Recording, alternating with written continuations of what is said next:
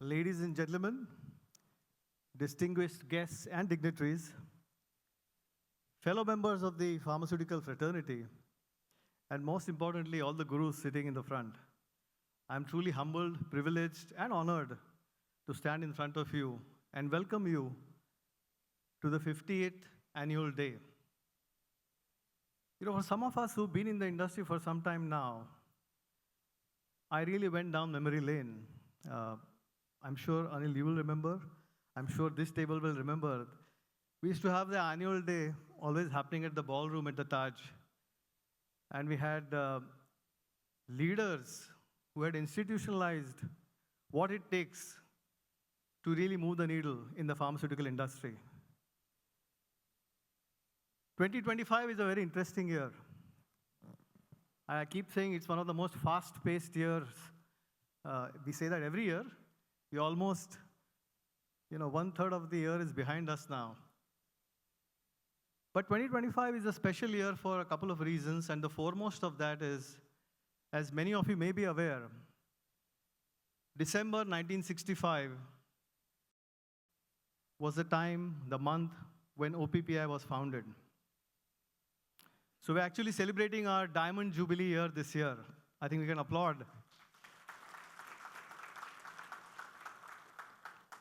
Very often we keep hearing that every third pill sold in the US or every fourth pill sold in EU is made in India.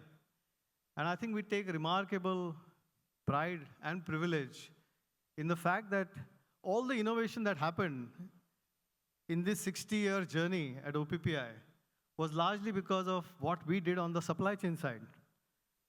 As much as we're talking about unlocking innovation on the demand side now, if you look at the first 30, 40 years of OPPI's existence, it was all about what member companies were doing to unlock value on the manufacturing side. And in doing so, we unlocked the whole quality management system across the spectrum. So we are very proud of the Indian pharmaceutical industry in which we operate. But a large part of that credit goes to the institutional leaders who led this industry and the member companies, especially from the first 2 or 3 decades. As I said, we are at a very interesting point in our evolution. You just heard from Mr. Matai the kind of remarkable changes that are happening. And now juxtapose that with the Viksit Bharat 2047 vision. And if you see the healthcare needs of 1.45 billion Indians and scope that out over the next 20 years, you can only imagine the excitement and energy that we should all feel for being a part of the remarkable pharmaceutical industry. I went down memory lane because as a brand manager, as a younger brand manager, I still consider myself young, I used to look forward to the OPPI annual day because this was a day to shine under the arc lights, to get recognized, to put your work on display and then compete. I know there are a lot of recognition awards coming our way this evening. We have awards, you heard from Asavari, across categories. But 2025 is also a special year for the simple reason that we have institutionalized a new category of awards under patient centricity in honor of the late Mr. Ranjit Sahani, who leaves a long shadow, not just for the pharma industry, but for the OPPI. As all of us are aware, he was the President Emeritus, and we are deeply honored to have Ms. Indu Shahani, an impactful leader in her own right, and Siddharth, their son, to join us this evening. So thank you very much to both of you. Big round of applause to them.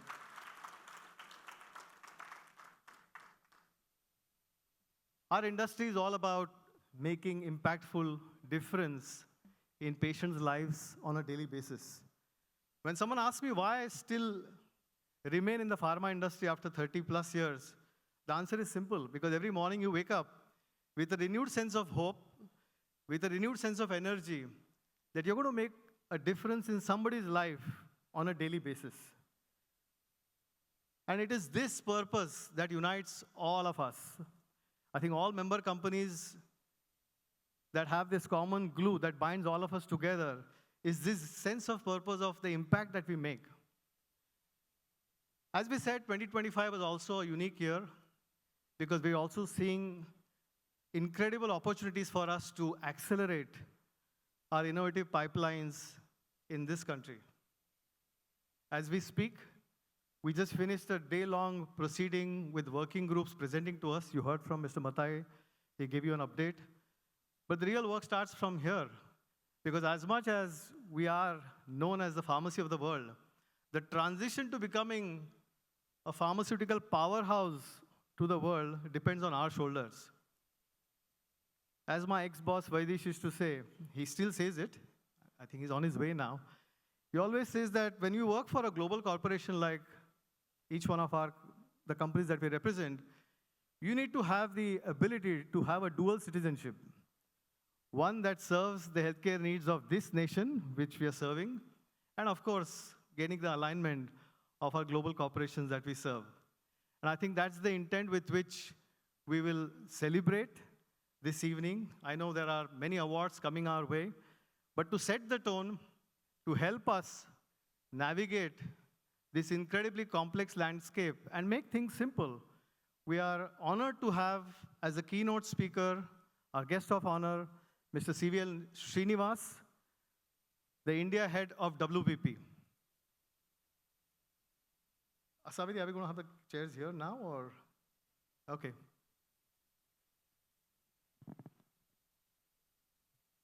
If you look at brand building, and I know many of you are waiting for us to start announcing the awards, that's the reason why we are here.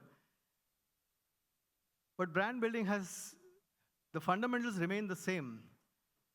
But when you look at the landscape, the impact the technology has had on consumer behavior is unprecedented. We are deeply honored and privileged. May I request Mr. Srinivas to please come on stage, to have him as a keynote speaker for us today. He leads the India operations of WPP. As some of you may be aware, WPP is the largest integrated communications company in the world. They have a clutch of companies. I think in India they have about 12,000, please. They have about 12,000 employees right across at the place called Orb next to the airport. I think they have about 5,000 employees there itself. But I think one thing that we would love to make this evening special for all of us is to understand the intersection of creativity and technology. For many of us in the industry, we always get stuck with our legacies, with our ways of working, because something has worked for us for the last 50, 20, 30, 40 years, whatever it may be. And I think this is a time for us to reflect on understanding what are the fundamental shifts happening. Consumers at large, healthcare practitioners in specific, have the same needs. And how do we bring that agility, which we see in many other sectors, many other industries, to the fore? So please join me now in welcoming for a fireside chat with Srinivas. So I'll do the honors. I'll sit with him and have a conversation about how we can shape the coming decade, really understanding this intersection of creativity and technology. Thank you.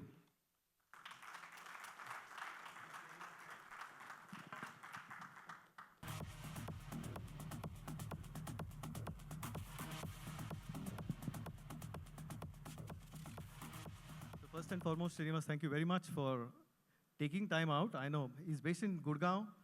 He runs the All India operations. They have spread across the country with their 12,000 employees.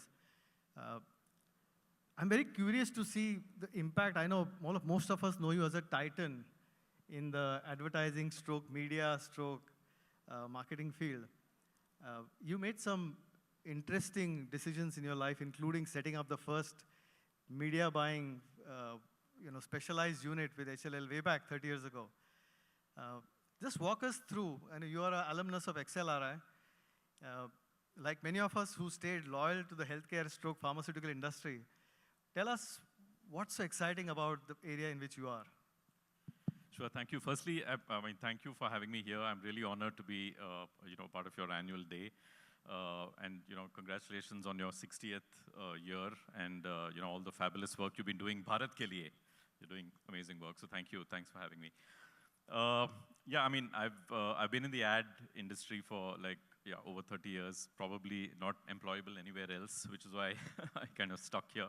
But yeah, probably I was just lucky because when I was passing out of my management school, it was the year of economic liberalization, and the country was just kind of opening up. So I guess media as a sector, started kind of getting recognized. There was this whole media explosion. Those days it was TV explosion. So one just went with the flow, and I guess just happened to stick on.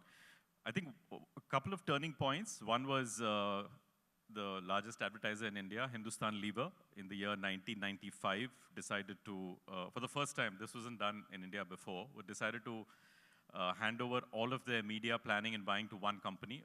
Earlier they used to work with multiple companies. So this was really the birth of the media agency industry in India, and I happened to be, I guess, right place, right time. So, worked very closely with Hindustan Lever in those formative years. And I must say the other turning point in my life came, and this is actually not in my CV, but probably the most significant moment in my life was when I turned 40. I actually decided to get out of the corporate world. So I quit my job. I was working in the same company, but one of the group, one of the associate or agencies of WPP. I decided to get out of the corporate world, and I didn't know what I wanted to do, but I just took a break. I guess I was running one of the agencies across Asia Pacific, so I had a very crazy schedule. I used to travel 25 days a month, setting up offices all across Asia for that agency. And then one day I was on a flight back from Shanghai, and I just decided that I've had enough. I didn't know what I was going to do, but I took a break. What I did in that 1 year, I guess, sorry, this is going against maybe why we're here for, which is learning and marketing and all of that, is I actually went and joined a music school and learned how to play the tabla. Because it was a childhood passion to play the tabla. I never got a chance to do it as a kid. But just to kind of de-stress myself, I thought maybe this is what I should do. So that 1 year, if I look back, was probably, for me, the most rewarding and enriching year of my life. I came back into the corporate world soon after, maybe after 18 months or so, and here I am with WPP for the last many, many years continuously. But I think in my second innings, I've learned to value each day, each opportunity a lot more because of what I went through during that 1 year of just taking a break and learning how to play the tabla. So, yeah. That's a remarkable story. For all the CHROs sitting in the room, they'll start worrying now if somebody's going to leave, take a sabbatical for a year. Yeah. You've been heading WPP for almost 8 years now, and you define yourself as a creative transformation company, at the intersection of creativity and technology. Can you talk to us a little bit more about how you've seen this evolving? I think for traditional measures, we've always seen large amount of advertising spends on TVC. We see that's already shifted completely to digital social. Talk to us a little bit about how you see it from your vantage point, where you sit. Yeah, again, I mean, like all industries, the advertising industry has evolved quite a bit. We spoke about the early 90s being the era of television, and then there was the whole internet or digital era which came in. I think one of the pivotal moments in India was with the launch of Jio and the data prices crashing. India became a mobile-first market, and then everything shifted mostly to the mobile. And all of us see even anecdotes